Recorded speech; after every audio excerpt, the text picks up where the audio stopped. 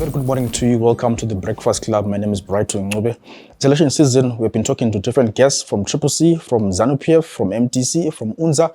Today we bring you another guest from ZAPU to unpack the election manifesto and to hear what they have in store for the people from Nkulumane Constituency. Today I'm joined by Ndlovu, the aspiring Member of Parliament for ZAPU and Nkulumane Constituency. Good morning, sir. Welcome to the Breakfast Club. Good morning.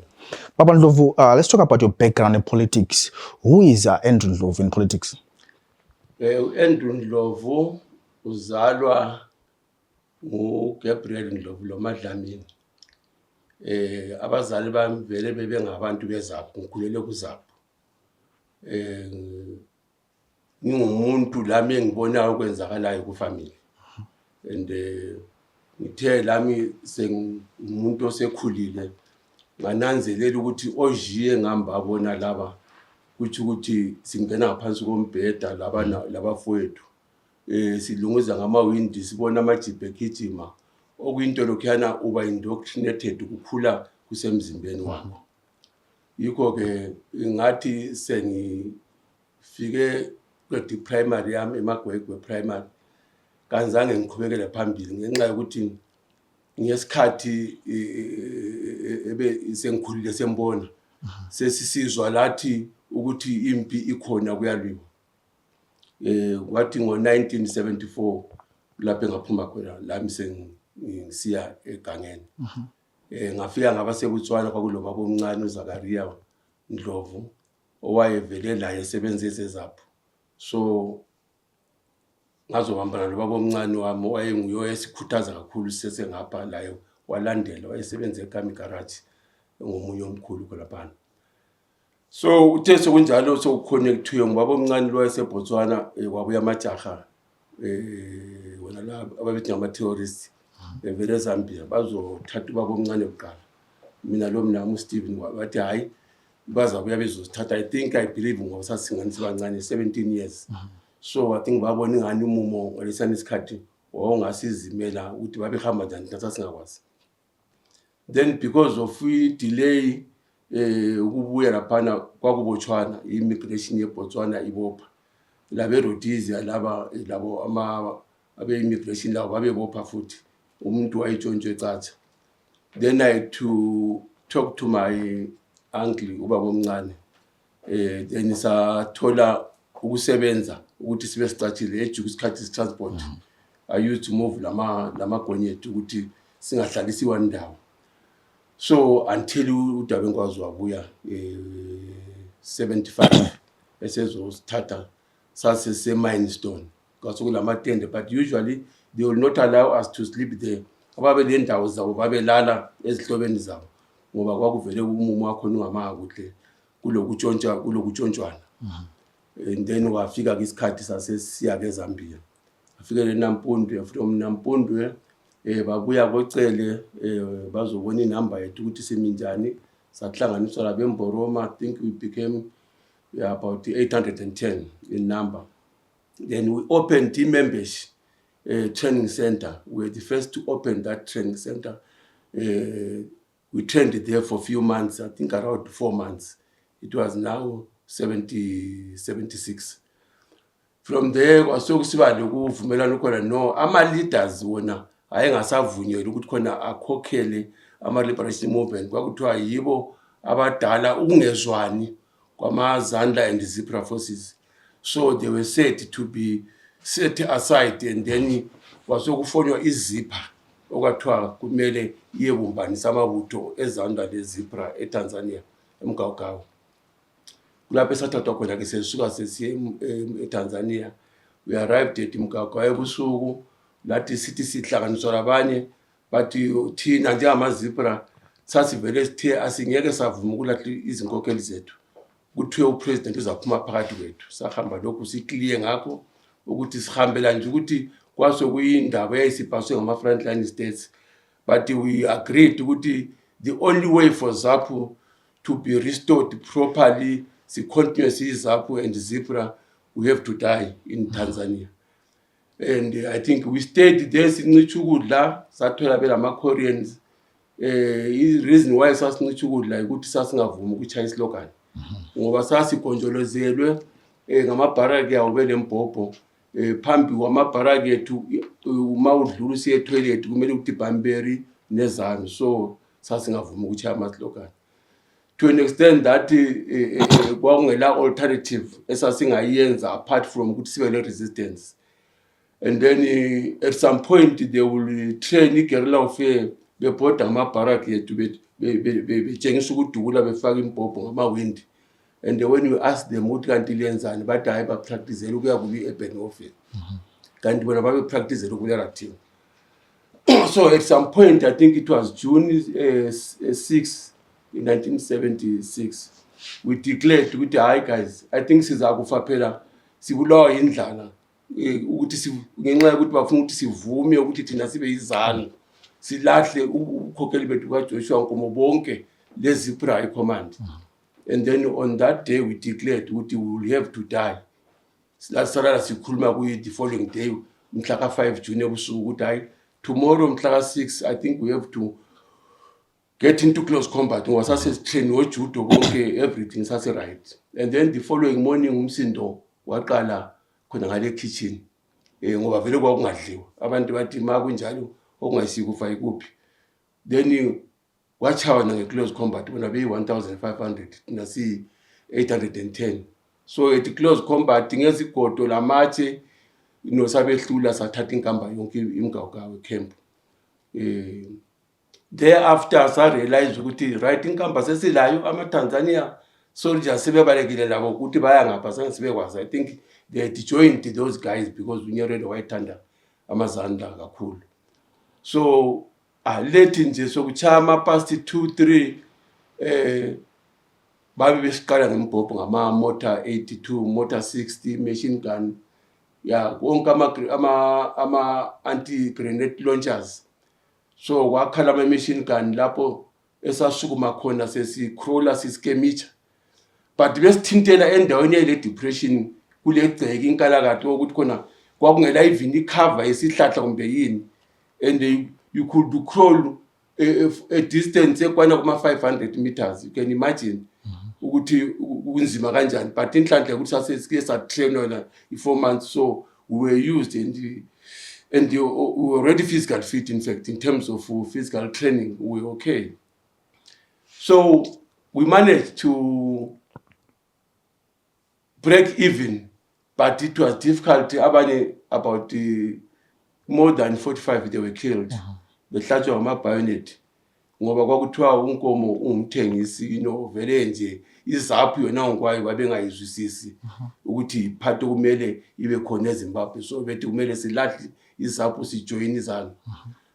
So we managed to maneuver, but sesithwele abanye abalimeleyo sisiye iringa the whole night up to the following day. I think kuchama 2 kwasokuphumile ukuthi abantu abaningi balimela abanye bafile. Imgawugawe camp it been captured by ama-Koreans, asidutshulwa ngama-Koreans labo futhi ama-instructors abo ozimondi lapho Chiwengo Parensiri, they were part of ama-instructors abo emgawugawe obhasi lapho. So sazoyafikela eiringa military Tanzanian camp there lapho esahlala khona for I think for a week, but all the same kwa-coordinate masinyane ukuthi sidlulele eMorogoro lapho kwakulamanye ama-ZAPU igroup ye-137. Sikhonapho you will find that kwakuthunyezwa izincwadi ezazidurwa ama-AK ukuthi siyabuya khona lapho elikhona normally unarmed and lingazange lithole protection from the government of Tanzania. It was very difficult to be assured by these Tanzanian soldiers ukuthi ma labana bangabuya lembhobho bazaziprotect. So we had to push for us to proceed to Morogoro. And then we proceeded there. We continued our training there, but we found that the Morogoro camp kwakuvele kube nama-clashes. I think ngenxa ukuthi those both of them they were armed, and our own guys was armed with machine gun. They managed to respond and defeated amajaha lawo. Allow me to jump to 1980, maybe it's the election year. I want to buy a vote. I also want to compare to this coming election to say you were there casting your vote. How was the mood like 1980 compared to now? Before I go to cook around the days, how was the mood like in 1980 when you cast your vote? In 1980, in fact, Tina, when we fought the war, we joined the struggle when we never expected for our election, as we were trained that any authentic liberation movement will never get a freedom epheleleyo through voting, the ballot box. That one we knew. And even when the Lancaster House took place, we were not happy because by then we had already had a liberated zone. Especially myself, I was one of the regional zone commanders. We had a liberated zone. So we thought it would have been better for us to continue fighting. But all the same, because of our frontline states, babengasuffuni labo sebesipush ukuthi sinjani si accept khona lokho kwakuvele sokukhangelelwe eLancaster House. Yes, we had no alternative but to go to the assembly point. And even ama-election angikhona, to us it was a non-starter. We knew exactly ukuthi vele akusoze kwawina le violence yayikhona and kwakubulawa abantu kwakungadlalwa even abe-Harare mashwaleni people were killed ngesikhathi se-campaign ka-1980. I think if you recall ukuthi uMdala uNkomo was also ambushed, I think province yeMaswengo, where he was attacked and survived by grace of God. In terms of campaigning there, look at compare test ukuthi ama-political parties are banned sometimes to campaign. Unkomo then campaigning, was it freely to campaign? Kwakunjani in terms of campaigns? Never free. ZAPU was never free. Izinto zabantu zazitshiswa. Abantu, as I say, abantu babekulawa. Intimidation was always and there is still always a ZANU-PF strategy. They believe in intimidation people. They believe in violence because this is how they won the first election. So now it is a culture. To them, it's a culture. It's a norm. They don't see any problem. Yes, of course, they speak peace, but in the actual fact, underground, the situation is different. It's not according to the way how they speak. So it's maybe now it's much better in the urban areas, but the mostly affected people are those people in the bush, in the remote areas, because there are no lights, there are no emergency police station where someone can run and report. Find that a peasant is in the bush and if he's approached in the night, you won't even identify who the person whom you are talking to. So it creates fear ebantwini, yabona. So abantu kabakwazi ukuthi kuyinto kuzakwenzakala. So yiko kuqathi ukuthi abantu bachuchiswe baboniswe ukuthi konke okwenzakalayo kwethuselwa kumele kanjani bengabi le ndaba lakho. Umuntu uzathatha i-decision esesebhokisini. Bengaresist. Bangakubiza bethi bemhlanganweni hamba. Yeah. Don't try to resist it. Just like umuntu ma elombhobho ekuthe ukuthi kona nginika imali uyamnika khipha izicathulo uyakhipha. Anjabona, just to save your life. But ma ususebhokisini laphana abantu into kumele bayinazele kuba umuntu uyabe yedwa. Usezithathela i-decision yakhe ukuthi uvotela iphi party. Yikho okukhona khathesi. But iZANU-PF kayikazibe msulwa kuma-election wonke. Kayikazibe msulwa. Let's move on to the cook around days now. 1983 cook around starts then. What was happening during the cook around days that you experienced or during cook around? Mina engaku experience cook around especially after I had left the army befanele bezonthatha. I was one of the guys where Zipra who left Zimbabwe through the advice of the late Joshua Nkomo, the ZAPU president. Ngaba senior administrator at Duke refugee camp. I left in February 1983.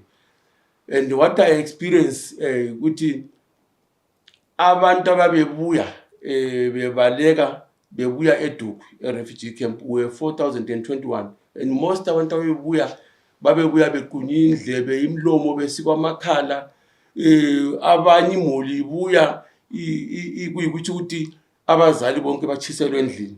So kwesinye isikhathi umuntu ebuye kutshe ukuthi umkamu bezithwele wahlinzwa ngebayonet. So igugrawundi yayivele yona, its purpose was to make sure that abantu beZAPU, lama-zipra, lama-supporters eZAPU, bonke lama-members, they are being killed to enforce it ilokuzeni i-one party state. The reason behind was to enforce one party state, because ZANU PF's first enemy was ZAPU and Zebra. We were their first enemy. Mama Kiwa, to them, they were not their enemies. But ZAPU and Zebra, we were targeted as their first and major enemies. Why do you think ZAPU and Zebra were the first major enemies for ZANU-PF? Because they know that they got power from the British. They didn't win the election free and fair. Because in actual fact, Zebra is the one that fought and defeated the Rhodesian forces, because ZAPU was a government in exile. We have everything, all the structures you can think of in government. We had everything. So they knew that, they didn't believe that we have accepted that they have won in whichever means. They thought maybe because we were powerful. You're going to parliament under Nkulumane Constituency, under ZAPU.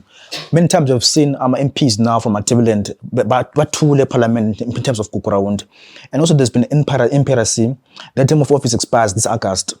What will you do when you get to parliament in terms of Kukurawund and national healing and reconciliation? No, my approach, apart from national healing and Kukurawund, to me, that is not now a priority, because what is a priority to me is food on the table. People are suffering. And the system of governance. And if you can look at in the constitution, issue a devolution of power, 2013, it was never implemented. Now we are going with third term. And what they call devolution with ZANU is still, it remains central government, because what the Minister of State and devolution, what I will want to push for is for the 5 provinces, which is good devolution, because they are easily manageable. Ima Tebeleland, Ima Shonaland, Ima Nikaland, Ima Swingo, Le Midlands. These provinces, Yizweza proposal is up after Congress. We need 5 provinces because they are easily manageable. So that it could be the provincial parliament, structured provincial government, where all resources are managed by provincial parliament. If you look at now, because the issue economic tells you can't say there's devolution when people are not in control of their natural resources. Ama diamond or gold, so I'm saying abantu kumele bazibuse kungabi la lento enzakala kathesi. You find there are these EPO companies. Lama company, utholi company ithenga imathebeleni South yonke ama claims bayawabhadalela 3 years. So for you to clear to go for mining, you have to go through that company. So I'm saying kufanele ukuthi sasiyelwe lama company ukuthi bathathe umnotho. So the only thing for me to see that what we fought for is what is happening is for the people to be in control, to be in charge of their natural resources. Umnotho want to control it at the provincial devolution of power, parliament or government. This is how I would want to approach, because right now our kind of constitution is only from what the government takes from Inotema provinces, 10, but we say 5%. 5%, as far as I'm concerned, is nothing. So who determines the 5% is the central government. But it will be opposite when there is a provincial government, provincial parliament. They will determine how much they will give to the government, to the central government, for other ministries as the international. If we can say the provincial government will give the central government 10%, 10% from these 5 provinces, it becomes 50%. So I'm saying the power must be with the people, not the power to be up there, because that's why these people are abusing the powers. They are abusing their offices. They are abusing all the arms of government. That's why there is a lot of corruption, stealing and everything. It's because they've been given more power. They've stolen electorate, a vote, but to do their own businesses, not to serve the interests of the people. As someone who fought for the liberation of strike of Zimbabwe, you're a veteran, right? If you go to parliament, if you're elected for Nkulumane Constituency, how will you cater for the welfares of former war veterans, like in particular for the ZAPU? We know many of them, they're sick, how will you cater for their welfare? You can remember, I'm one of those guys who advocated for Utama veterans holding leadership, Dr. Wunzu. Sabamba umgabe by force ukuthi abhadale imali leyo ngenxa yokuthi uduwe sasibona ama-comrade badubeka though abanye abantu abazange baku-understand basawisa i-economy. But issue ama-veterans, I want to take it this way, that we also appreciate with Amazon that they were in the bush. They also fought alongside us against the same enemy forces. I believe issue ama veteran, it has to be a collective idea approach where all members of parliament in their constituencies, they know that they have a certain number of veterans of the liberation struggle. We must all coordinate and come together and enforce the implementation of the constitution veteran of the liberation struggle clauses. Because you can't say ama veterans kumele bagcinwe kuhle, bahlale kuhle, bahlonitshwe, barecognizwe, uyabona.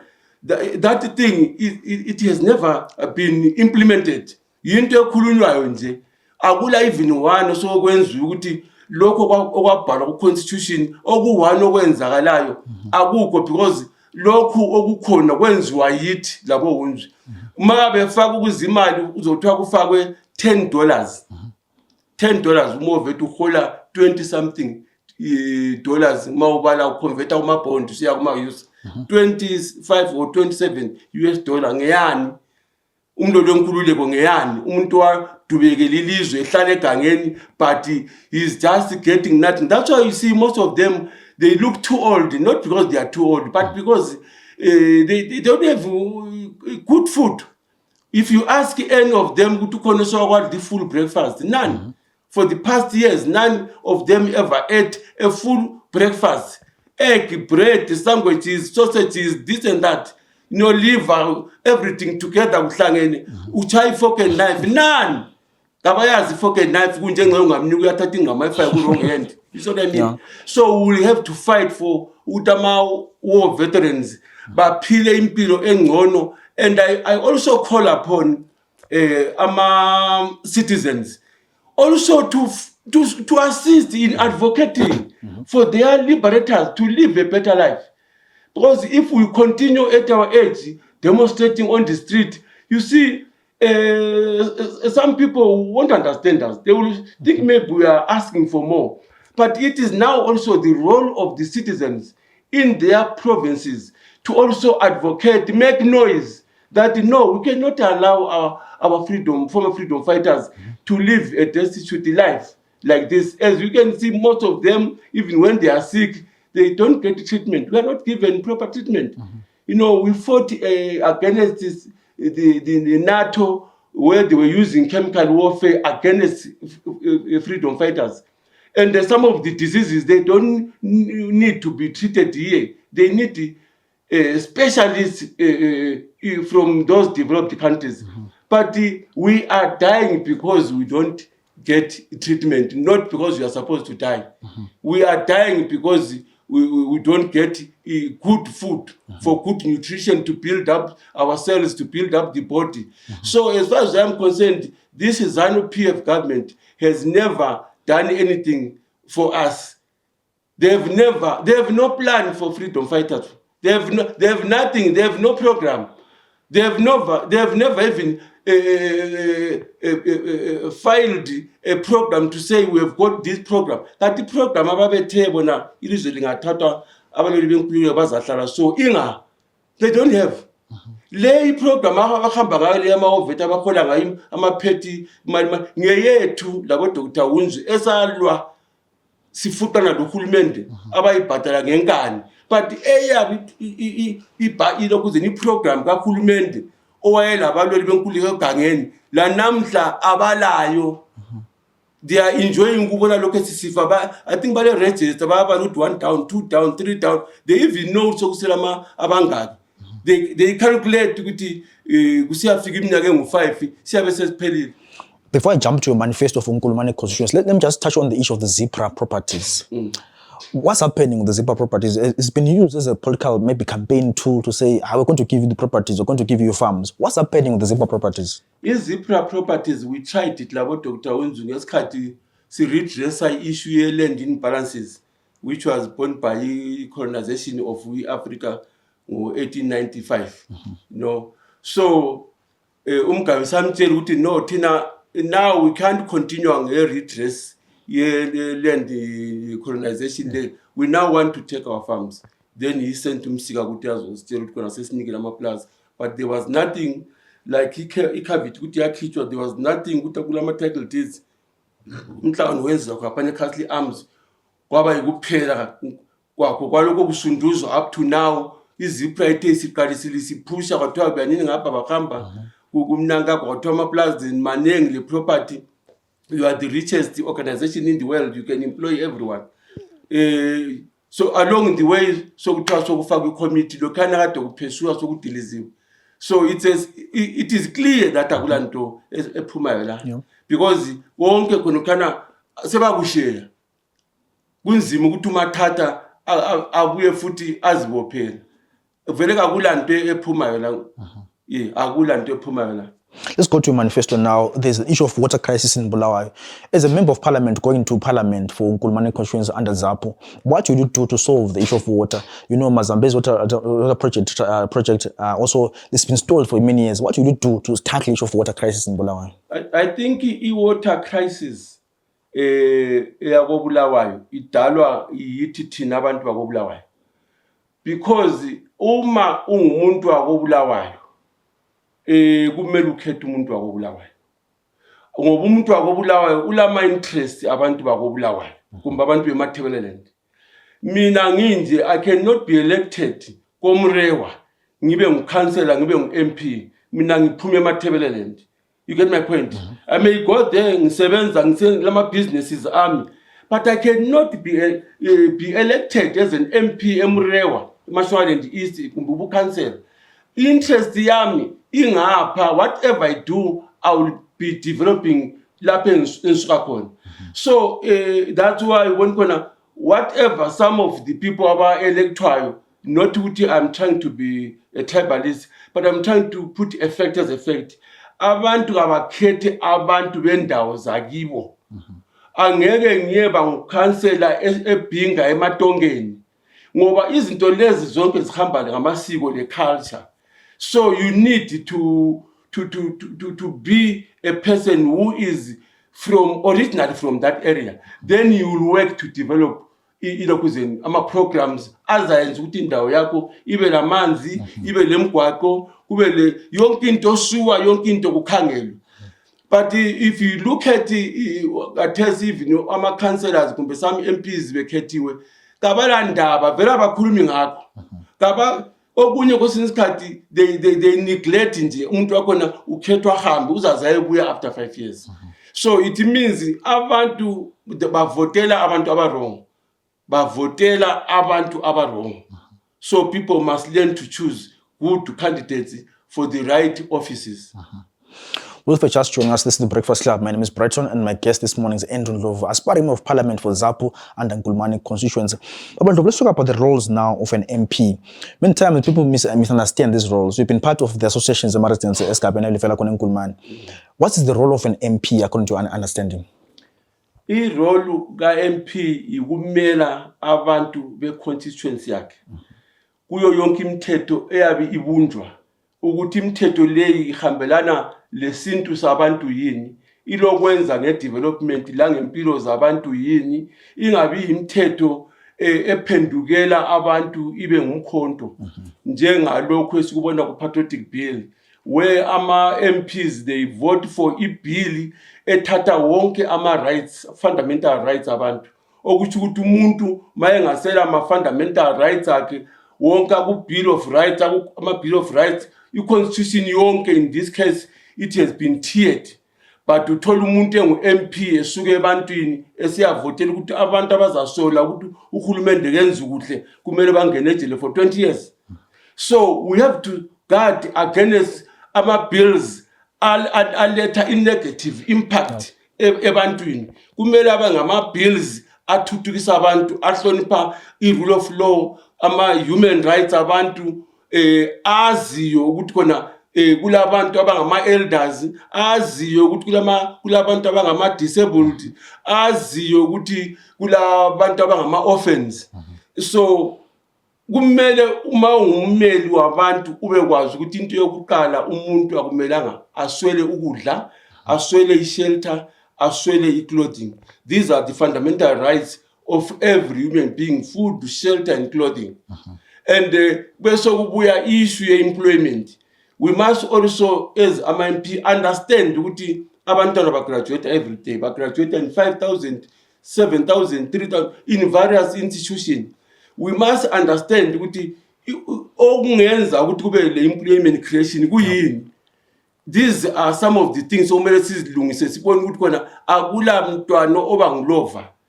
Because ma abantwana besiba ngulova yikho kunokwenza ukuthi begcine sebehamba bebhema imbanje benathi utshwala. There is another thing ofanele ukuthi ma ngingu-MP ngiyinanzelele. I've learned in the Soviet Union that it is dangerous to keep someone who was trained umbhobho in the street just ephonga Roma about. All those people, whether bachi army kumbe babaleka ku army kumbe batrainwa ngubani abayazi imbhobho, they must be identified and be brought together kufindwe indlela abangasistwa khona ukuthi babe ngabo business people, so that those people ngoba umuntu ma watraina use dangerous ngoba ngalamba uyaplan ukuthi ngcono ngiyeganga and indlala isisu siyakuthuma ukuthi yenza lokhu lalokhu. So iyo imithetho kodwa anti wakwazi khona siyabe siyi lower house ukonke siyazi ukuthi debetile kwehlula kuyavotwa, but into ehlupha engiyibonayo ukuthi abantu kabasavoti genuine, sebevota umuntu esithi ngivotela ukuthi win yami party, whereas mase se parliament we must be one, sibe lama interest in nation. What is wrong, let's not vote for it. What is right, let's vote for it. Because if we allow the system where people vote on partisan line, obviously abantu bezani mabe baningi, they will always be voting bevotela into ezingayisizo, whereas abanye laba babe kuthiwa badliwe but kungayisiyo into enjani engiyikhangeleleyo. We'll need to advocate and I will put my influence to shape the parliament njengomuntu owazana nabantu abaningi ukuthi abantu ababe le direction yokuthi mase se parliament simele ilizwe asimelanga iparty, because ku proportional representation there is no loser. Every vote is counted.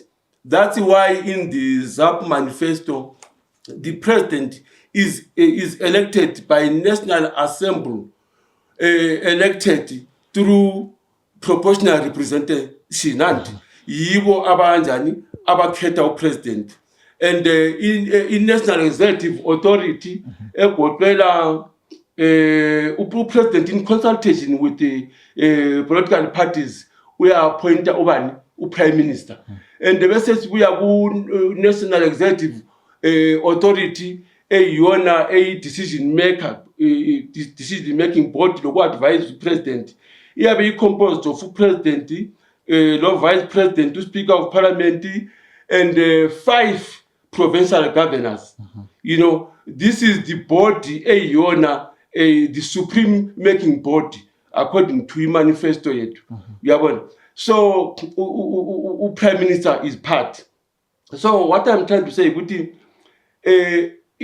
current government, current setup, you find that or judiciary they may seem to be as if they are independent commissioners and or commissioners, but underground they are controlled. So we need a proper, pure democratic state system of governance where this government accept all multi-party a system of governance where everyone has the right to join the party for now, you vote for the party of his choice. What is important, you sell your manifesto, your policies. Let people choose. Law writing up. But as far as I'm concerned, I think it's time for ZAPU now. Because this ZAPU kayizange inikwe ithuba lokubusa since 1980 yagwenqwa ngama-British. Lokho kwakufiswa inkokheli yethu Joshua Nkomo esaphila silakho. We want people to test ZAPU. Just to make a mistake and give us an opportunity. They will see in reality ukuthi umbuso omuhle kuthiwa ngonjani, ukuthula kuchoni, into okuthiwa ukuthula, i-rule of law kuchoni, i-tribalism kuthiwa into enjani ayifunakali. Uyabona? But kathesi kodwa khangela okwenziwa ngamakhiwa i-divide and rule policy bethathe amazwe ethu. ZANU-PF ikudevelopile la yaku-improve. I-tribalism is now worse than during the Smith government. Abantu babezwanana, that's why ubona iZAPU yayilabantu be-national and abaningi ku-central lokuzen committee yeZAPU. Unkomo had more of the people on that region than in Matabele. So khangela Nkulumane Constituency Ndlovu banhlangana lazo izakhamizi and then lizakwenzani ukuthi Ndlovu lezi solutions to these problems faced by izakhamizi Nkulumane. For example, my youth, issue of alcohol and drug abuse, unemployment. What will you do when you get to parliament to address all those issues from Nkulumane Constituency?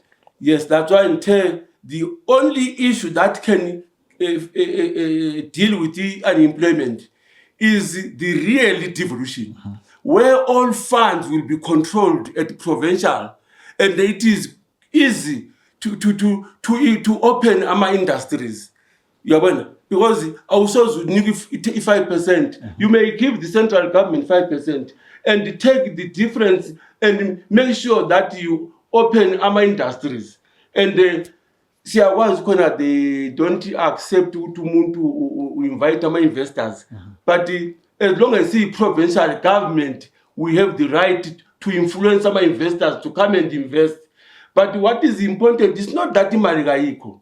Imali ikhona, but imali ikhukuluzwa ku central government phezulu. If that money is brought to provincial government or parliament at that level, then the provincial government will see to it that investment yali mali kayingeni ko blanket, national blanket, and then etc. Because khuluma ngemali eziba khona ibudget yakho naphela inkulu. Yes, kuyakwaniswa ukuthatha izimali zivula ama-industry, ama-youth eqalisa ukuba absorbed. Abanye bayakwanisa ukuthi aba-professional ume need ama-project abo bakwanisa ukunikwa ama-loan bayenza ama-project lawo baqhatha abanye. But as it is now, akula bantwana balapha eNkulumane abakwanisa ukuthi balanda ama-loan bayanikwa. Ama-loan imali ziyabuya emabhenki la because of the structure esikhona.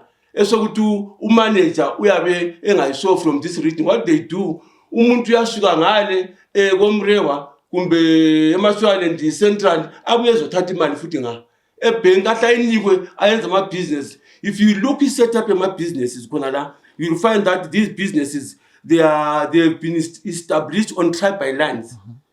Ama garages, ama supermarket, the employment yakhona, you go only ama supermarket konke kuzikotokoto khona phana konke kunanzelele ku-established on tribal lines, which means monies okumele zibenefitwe on devolution line asa develop on devolution line sezibuya thathwa futhi zithathwe ngumuntu ovela ngale abe established abuya abize futhi abavela komrewa bezokhathwa futhi la.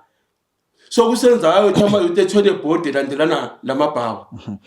Okugcina before sivala uhlelo baba Ndlovu, if mhla 23 August sivota laphana, if I'm coming from Nkulumane Constituency, I see your name Ndlovu on the ballot paper, why should I vote for you? Please convince us and our viewers at home, why should I vote for Ndlovu come 23 August? What is important, what you must know, is not actually Ndlovu you vote for. You vote for ZAPU policies, ZAPU manifesto. You vote for ZAPU historically. okhokho bakho babamkhulu oyihlo omalumakho, they've been in ZAPU, and according la ukhula uthe ukhula wazi ukuthi iZAPU yilo ibandla lakhulu lilizwe and lalisiza lo mbuso omuhle kodwa laswelwa ukunika ithuba. So umuntu othi I want to at least give ZAPU an opportunity or a chance ukuze lokho abantu ababekuzwa ngeZAPU ngazange kubonakale abantu kanjani bakwenzelwe ngoba balenhlanhla abantu sisaphila.